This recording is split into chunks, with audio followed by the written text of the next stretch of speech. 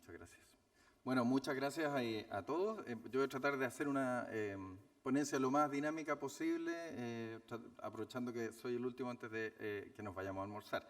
Les voy a contar un poco sobre los proyectos portuarios, los dos proyectos portuarios más significativos en cuantía que tenemos en este momento en la agenda en Chile. Y a través de eso quiero transmitirles un poco la mirada que estamos empleando en Chile para enfrentar el desafío portuario y logístico. Y voy a conectar ahí con algunas de las problemáticas que se plantearon, por ejemplo, en el caso de Callao, que también se observa en otros puertos. Primero, Chile y sus puertos. Somos un país pequeño, de una geometría curiosa. Tenemos 17,6 millones de habitantes, una longitud de aproximadamente 4.300 kilómetros, pero solo 180 kilómetros de largo. Cuando uno vuela en Chile de norte a sur, en un día despejado puede ver la cordillera, la frontera con Argentina y el Océano Pacífico. Tenemos un GDP razonablemente alto, $16.000 per cápita o 23.000 a paridad de poder de compra. A diferencia de México, el 94% de nuestro comercio pasa por puertos marítimos. El resto es virtualmente casi toda exportación o comercio exterior a través de carreteras y también un poco por aéreo. Son 120 millones de toneladas al año de COMEX, que para el tamaño de país que somos es bastante, es una intensidad de carga bastante fuerte. Tenemos, sin embargo, una naturaleza insular y remota, como llamo frecuentemente yo. Somos un país que queda muy lejos de sus mercados de destino. Nuestro principal socio comercial es China, Estados Unidos y la Unión Europea. Y nuestros productos, por lo tanto, tienen una desventaja competitiva respecto a algunos de nuestros competidores que nos puede dejar fuera de mercado. Piensen, por ejemplo, el caso, digamos, exportaciones de vino chileno versus vino australiano, exportado a un mercado asiático. Ahí nosotros tenemos un hándicap muy fuerte. Chile tuvo una política de apertura comercial a través de rebajas arancelarias muy fuerte que se inició en la década de los 90. Esa ya hoy por hoy, la mayoría de nuestro comercio ocurre al alero de algún acuerdo. Entonces, esa naturaleza insular y remota es donde vemos la mayor oportunidad de competitividad de nuestro comercio exterior y por lo tanto nuestro desarrollo económico. Es saber colocar nuestros productos y también importar los productos que necesitamos de la manera más eficiente y competitiva. Chile tiene 4 macrozonas, el norte es desierto y minería, ahí están los indicadores, se los dejo, no tiene mucho sentido detenerme mucho. La macrozona centro es donde vive el grueso de la población, 2/3 de la población y se genera 2/3 del Producto Económico Bruto. Esta es la zona agrícola por excelencia de Chile, es donde se produce el vino, las exportaciones hortofrutícolas y donde está Santiago de Chile, entre otras ciudades. En la macrozona sur tenemos un 20%, casi un 20% de la población y un 12% del PIB. Ahí hay exportaciones más variadas, tal vez una de las más célebres es la producción forestal. Y en la macrozona sur austral, ahí vive solamente el 6% de la población y se genera un 5% del PIB. Esta es la parte de Chile que se parece geográficamente a los países escandinavos, es la zona de los canales y los fiordos, los ventisqueros. En Chile existen 2 mecanismos para desarrollo portuario. Primero, los puertos públicos de la ley, que ahí aparece el número de fines de los 90, que es similar a lo que se ha comentado en otras ponencias, es la que tomó los puertos estatales y generó un marco jurídico para someterlos a procesos de colaboración público-privada. Ese sistema portuario, el público, el estatal, es sobre el cual nosotros desde el Ministerio y desde el Gobierno tenemos tuición directa, porque es el sistema que se planifica y se desarrolla a través de PPPs, pero bajo la mirada planificadora del gobierno, o del Estado, debería decir. Y el otro canal son los puertos privados, que esto es típicamente puertos que necesitan, por ejemplo, plantas generadoras de energía, faenas mineras, son puertos que tienden a estar integrados verticalmente.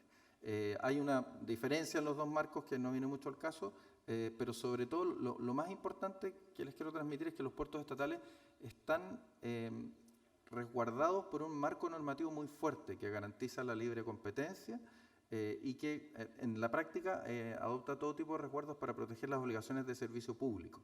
Entonces evita bajo todo punto de vista la discriminación tarifaria y la discriminación arbitraria también en uso de la infraestructura, por ejemplo. Eso es lo más importante. Mientras que los puertos privados sí pueden tener de alguna forma un uso más exclusivo. Ahí aparecen la cuantía principal, o sea, los números totales de los terminales públicos y privados. Los privados existen algunos que se declaran de uso público, pero lo hacen bajo un marco normativo bastante más laxo que el que tienen los puertos estatales. ahí aparecen los números totales y como verán, los puertos privados de uso privado son los más prevalentes. Esto es por la razón que les explicaba hace un momento. Son terminales que tienden a ser pequeños y asociados a alguna faena productiva específica. Sin embargo, si uno mira los totales por tipo de puerto, los totales de tonelaje y valor transferido, los puertos estatales representan del orden del 27% de la transferencia en tonelaje, o sea, parecieran ser puertos relativamente irrelevantes en base a tonelaje, pero en base a valor son los más importantes, porque por ahí transita el 55% del COMEX del país. Buena parte de esa diferencia está explicada porque el grueso de la capacidad de transferencia de contenedores en el país está radicada en el sistema portuario estatal. Y justamente de contenedores les voy a ir contando un poco el desafío, y de contenedores es donde están estos proyectos que les comentaba al principio. ¿Cómo estamos enfrentando? El gran mensaje aquí es que estamos implementándolo con una mirada integral que llamamos la versión de red o de red logística. A lo que apunta esta mirada es decir que en realidad lo que se requiere para la eficiencia logística y por lo tanto que nuestro comercio exterior, ¿se acuerdan que les decía? Necesita nuestros productos llegar con precios competitivos a sus mercados de destino, necesita la eficiencia logística integral en infraestructura. A ver, me voy a saltar una diapositiva y después vuelvo a esta. En infraestructura, que es lo que aparece arriba a la izquierda, y ahí está la propia infraestructura portuaria más la conectividad terrestre de los terminales. Sistemas de información y coordinación.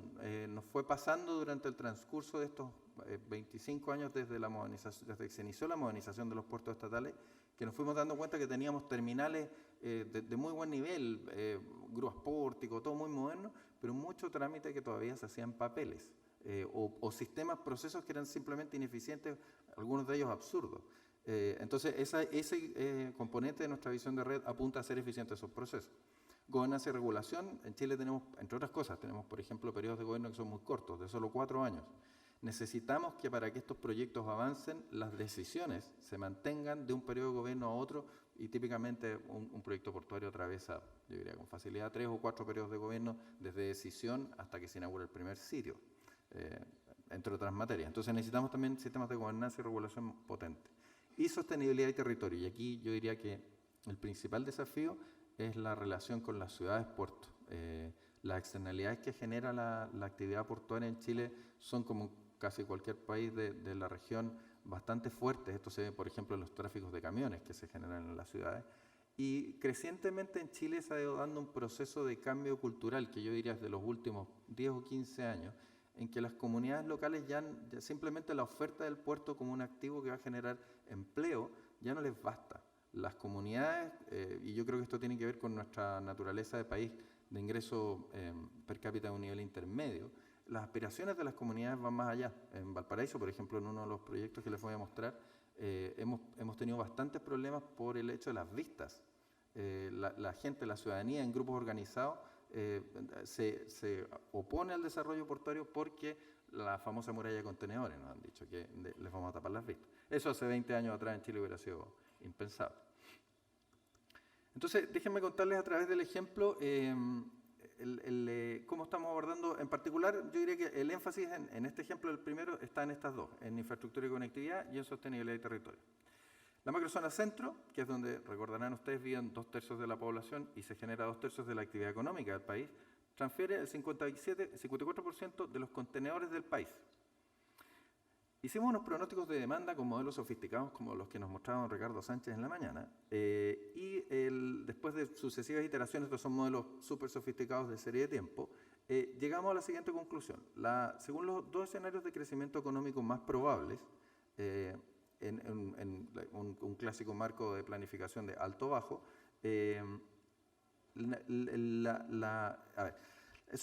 perdónenme lo enredado. Estos dos escenarios muestran cómo crecería la transferencia de contenedores en la macrozona central de Chile en un horizonte hasta el 2035. La línea segmentada, por su parte, muestra cómo tenemos comprometido hoy proyectos que aumenten la oferta portuaria para atender esa demanda. Entonces, el punto donde se cortan las dos curvas es, en principio, donde se agota la capacidad y tenemos congestión. Según los dos proyectos que tenemos en el pipeline actualmente con un nivel de madurez grande, es el Terminal 2 de Valparaíso y una obra opcional que le queda a uno de nuestros concesionarios en San Antonio. Según eso, por lo tanto, requeriríamos el ingreso en operaciones al sistema de un nuevo puerto en una ventana temporal que va entre el 2026 y el año 2030 aproximadamente. Es decir, hacia fines de la próxima década, Chile va a necesitar un puerto adicional a los 4 terminales que están en desarrollo en la región actualmente, 2 en Valparaíso, 2 en San Antonio. Déjenme contarles entonces respecto al primero. El primer peldaño que aparece ahí, que es el Terminal 2 de Valparaíso, es el cuarto de estos 4 terminales que tenemos en desarrollo. La zona central de Chile, Santiago, Valparaíso y San Antonio. Valparaíso y San Antonio en la práctica, para los que no estén muy familiarizados con Chile, operan en la práctica como sustitutos portuarios muy cercanos desde el punto de vista de las navieras y desde los propios usuarios. Son ciudades que están a vuelo de pájaro, deben estar a unos 40 kilómetros una de la otra. Las dos tienen buena conectividad carretera. San Antonio tiene mucha mejor conectividad ferroviaria, pero esencialmente desde el punto de vista de una naviera y de los generadores de carga son puertos sustitutos. Entonces, el Terminal 2 de Valparaíso, que es el primero que aparece arriba a la izquierda, es una vista general de la ciudad de Valparaíso. El Terminal 2 se va a desarrollar donde aparecen las líneas segmentadas amarillas. Déjenme contarles entonces de ese proyecto. Ese proyecto está actualmente en una fase bastante avanzada de su trámite ambiental y estamos optimistas que antes de fin de año va a concluir exitosamente su trámite ambiental. Involucra una inversión portuaria de $540 millones, una inversión en accesibilidad vial de $50 millones y beneficios a la comunidad que se orientan principalmente a la naturaleza patrimonial que tiene Valparaíso como sitio patrimonial de UNESCO, los cuales suman en total algo así como $600 millones, un poco más.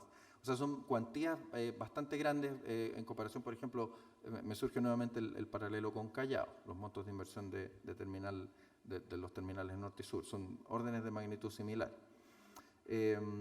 Ahí aparecen las especificaciones técnicas y esto básicamente va a duplicar la capacidad de transferencia de contenedores en la ciudad de Valparaíso y va a añadir un 30% al sistema portuario de la región. Este proyecto, como les comentaba, está en su etapa final de trámite ambiental y marcó un poco un punto como pivotal en la política de desarrollo portuario chileno, en la que, por lo menos en los proyectos previos, que eran menos intensivos en infraestructura, siguiendo los lineamientos clásicos de un proceso PPP, se transferían todos los riesgos al privado, los riesgos financieros, constructivos y los de tramitación ambiental. En este caso, lo que se está haciendo es devolver el riesgo de tramitación ambiental al Estado previo a la licitación del proyecto. Esto se hizo porque, transferido el riesgo en una primera licitación, el concesionario, después de 5 años de trámite, decidió abandonar la concesión y nos la devolvió. Entonces, al relicitar, la gran ventaja es que los potenciales oferentes van a tener una licencia ambiental vigente y que les permita materializar el proyecto en los plazos que se estipula, que es un máximo de 30 años de concesión. Ese es un cambio bien importante. Una lógica similar vamos a ocupar en lo que viene después del Terminal 2 de Valparaíso, que es el puerto exterior de San Antonio. Y esta tarde el presidente de la empresa portuaria de San Antonio, don Francisco Silva, les va a contar en mucho más detalle de qué se trata este proyecto. Este es el proyecto portuario, me atrevo a decir, más grande de la historia de Chile, una vez que se materialice. La sola obra de abrigo, que va a ser la primera obra de abrigo que nos va a tocar construir en más de 100 años, tiene una longitud que es algo así como 4 veces la longitud del molo actual de Valparaíso, que es 1 kilómetro versus 4 kilómetros aproximadamente. Las longitudes de muelles creo que aparecen acá, no aparecen, pero son sitios son 4 sitios por frente de atraque con una nave de diseño 400 metros. Ahora uno mira esto y uno dice, los chilenos se volvieron locos, van a construir una cosa gigantesca. Sí y no, esto lo vamos a hacer paulatinamente, esto se va a ir haciendo de manera de ir habilitando terminales armoniosamente con el crecimiento de la demanda. Este puerto, como aparece ahí en el render, es un puerto que va a estar construido, yo estimo en algo así como 50 años, o podría ser 40 o 60, dependiendo de qué tan rápido crezca la economía. Lo que se va a hacer ahora es habilitar la obra de abrigo y el primer terminal, que es el terminal mar. Todo eso después del puerto del Terminal 2 de Valparaíso. Como dice ahí, la capacidad en el largo plazo son 6 millones de TEUs, eso es más o menos el triple de lo que mueve actualmente la zona central de Chile.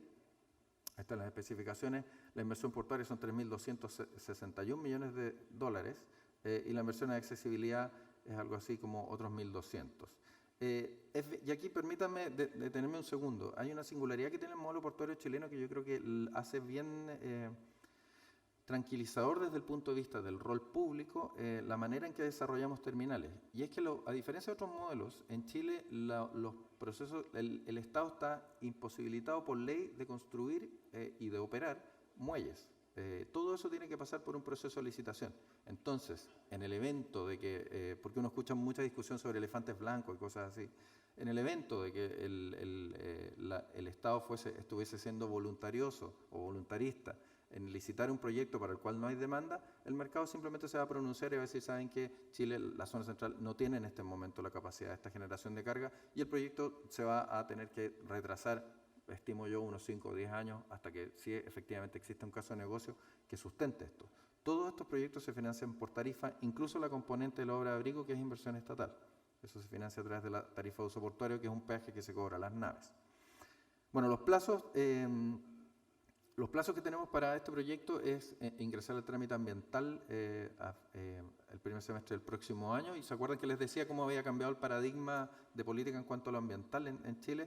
Este proyecto también lo vamos a licitar con su licencia ambiental en mano, justamente para permitir que el concesionario pueda operar construir y operar dentro de su plazo de 30 años de la manera más eficiente posible. Antes del año 2022 esperamos tener licitada la obra de abrigo y terminal, en lo que muy probablemente sea una licitación simultánea que asegure que no construimos la obra de abrigo si es que no hay un oferente válido por el primer terminal. Y tenemos como meta de inicio para operación el año 2027, que según la gráfica de balance de demanda-capacidad que les mostré al principio, es el año aproximado en que, ¿se acuerdan que les hablaba de segunda mitad de la próxima década? Ahí es cuando se requerirían la primera etapa del primer terminal de puerto de gran escala. Entendiblemente, la complejidad que tiene una intervención del fondo marino, de la bahía, de los accesos terrestres y de todo, que como este proyecto, ese plazo del año 2027 es la meta que tenemos. La urgencia que tenemos hoy por hoy es a sacar adelante el Terminal 2 de Valparaíso, que es un proyecto que se habilita dentro de aguas abrigadas ya existentes y con su trámite ambiental casi listo. Y a continuación impulsamos para, ojalá estar listos el año 2027 con el puerto de gran escala y estaremos sujetos a los plazos que nos vayan marcando las autoridades ambientales, marítimas y otras en los permisos respectivos. Eso por el lado, entonces, yo les contaba de nuestra visión de red como bien integral por el lado de infraestructura y territorio. Déjenme hablarles un poco de sistemas de información y coordinación. Estamos básicamente aplicando la política o la dinámica de transformación digital logística que algunos de ustedes conocerán de sus respectivos ámbitos, pero básicamente es cómo las organizaciones se adaptan para poner en valor las oportunidades digitales que les presupone la era en la que estamos viviendo. No es simplemente la informatización de papeles y el reemplazo de papeles por documentos electrónicos, es algo más profundo. Estamos empujando esto porque, de nuevo, no sacamos nada con tener los mejores terminales portuarios del mundo si seguimos haciendo nuestros procesos de la misma manera que los hemos hecho siempre. Entonces, estamos impulsando activamente esta política. En lo concreto, estamos trabajando en tres ventanillas. Primero, una orientada a la coordinación documental, que es el proyecto SISEX, que es el Sistema Integrado de Comercio Exterior del Ministerio de Hacienda, y eso se preocupa de resolver los procesos, los trámites de comercio exterior, de todos los servicios públicos que intervienen. Tenemos en segundo orden una ventanilla de coordinación marítima, que es la VUMAR, Ventanilla Única Marítima, que permite eficientar los procesos de recalada de las naves. En Chile, no sé cómo serán en los respectivos puertos de sus países, pero, por ejemplo, en la primera recalada de una nave se le piden físicamente 37 documentos al capitán de la nave. Esos documentos se mueven físicamente, hay una comisión que va y recibe la nave. Eso es una fuente de ineficiencia. No hay ninguna razón verdadera para tener que exhibir esos papeles físicamente y más encima que alguien suba a verlo. Por lo demás, en la segunda recalada ese número de 37, aun cuando sea en el mismo viaje, el número sigue siendo alto y tiene que ser 25 en vez de los 37. O sea, hay una fuente de ineficiencia y de demora importante. La VUMAR nos va a ayudar a hacer eso de manera electrónica y no presencial. Así que es muy atractivo para los que sean del ámbito naviero que estén por acá. Y finalmente la coordinación terrestre, que son los famosos Port Community Systems. Y ahí es toda la interfaz terrestre, es muy patente el ejemplo, por ejemplo, de necesidades de coordinación entre los terminales portuarios y los camioneros, pero eso es solo un ejemplo. Hay una mirada de actores por el lado terrestre que también necesitan procesos eficientes para atender en esos terminales altamente eficientes en cuanto a infraestructura y equipamiento. Lamentablemente se me está acabando el tiempo, pero aquí tenemos el ejemplo uno de los ejemplos más avanzados que tenemos dentro del sistema portuario estatal, es la empresa portuaria Talcahuano San Vicente, que está liderando, tiene una comunidad logística muy activa, que lidera el propio puerto estatal, y bajo la cual están desarrollando conjuntamente todas las coordinaciones previas al desarrollo de su Port Community System, de manera a asegurarse de que lo que se desarrolle, la herramienta en sí, le sirva a los propios usuarios. Eso es dentro del sistema portuario chileno, esa colaboración público-privada en la etapa de diseño es relativamente rara, así que es un muy buen ejemplo de cómo creemos que hay que hacer las cosas. Y ahora sí, solo por completitud los dejo con, los quiero dejar con la idea de que tenemos un observatorio logístico, porque necesitamos datos para hacer todas estas cosas, para medir eficiencia, velocidades de transferencia, tiempos, etcétera, necesitamos datos. Hace 4 años creo que fue que cuando instalamos nuestro observatorio logístico, uno de nuestros puertos estatales nos remitió de esta forma la información. Nos dijo, ahí van los datos que ustedes me pidieron. Esto claramente no era sostenible, eficiente, no servía mucho. Entonces desarrollamos una plataforma informática que se conoce como el SILP, el Sistema Integrado de Logística Portuaria, y nos permite cargar los datos y permite también establecer la cadena de responsabilidad de los datos. Entonces, en cada puerto hay una persona que es la responsable, autenticada, de entregar la información y por lo tanto la cadena de responsabilidad y de la calidad de esa información está asegurada. Eso todo lo pueden ver, creo que ahí está el vínculo. Los invito a ver el observatorio logístico, creo que esto es un esfuerzo bastante innovador en la región y creo que puede ser un ejemplo de mucha utilidad, además de, por supuesto, facilitarles el acceso a datos duros que les pueden ser de utilidad en su gestión. Esto me lo voy a saltar respecto a gobernanza y regulación, pero también apunta a la visión integral. Y si me permite, Jorge, unos comentarios finales y con esto termino. Primero, déjenme transmitirles la idea de que la logística, en particular la logística portuaria, es una palanca estratégica para el desarrollo económico a través del comercio exterior, por todas esas razones que les decía de eficiencia, de timeliness y eficiencia en costos de nuestro comercio exterior. Segundo, muchos de los desafíos que enfrentamos son novedosos. El business as usual ya no va a servir. Chile tiene dentro del contexto regional un ingreso per cápita, como les contaba, que es de los más altos. Los problemas que estamos teniendo nosotros, esto que yo les contaba, por ejemplo, de la muralla contenedores, las expectativas de la ciudadanía, de las comunidades locales, son procesos que muchos de los otros países de la región van a empezar a experimentar. Y ahí un consejo de un amigo sería prepárense anticipadamente. La realidad les va a cambiar. Lo que antes se podía hacer rápido y fácil, cambia. Tercero, la mirada debe ser integral y a las soluciones público-privadas. No toda infraestructura, no solo es terminales portuarios. Cuarto, la competitividad y competencia son tareas de mejora permanente. Nuestros competidores mejoran constantemente. El ejemplo de los vinos australianos es uno, pero ellos constantemente mejoran. Nos compiten los australianos, por ejemplo, en concentrado cobre y les va bastante bien. Tendré que decir que son adversarios bastante dignos. Sí, ya. La mirada tiene que ser integral en las soluciones público-privadas. La visión de red logística que les conté la estamos aplicando en la zona central, pero aplica a todo el país. Y esto no es una visión futurista o una declaración retórica. Es algo que se está planificando e implementando ahora. Así que si la experiencia que nosotros hemos logrado en estos 10 años de este trabajo puede ser de utilidad, estamos a la orden. Aquí al final aparecen mis datos de contacto, así que muchas gracias.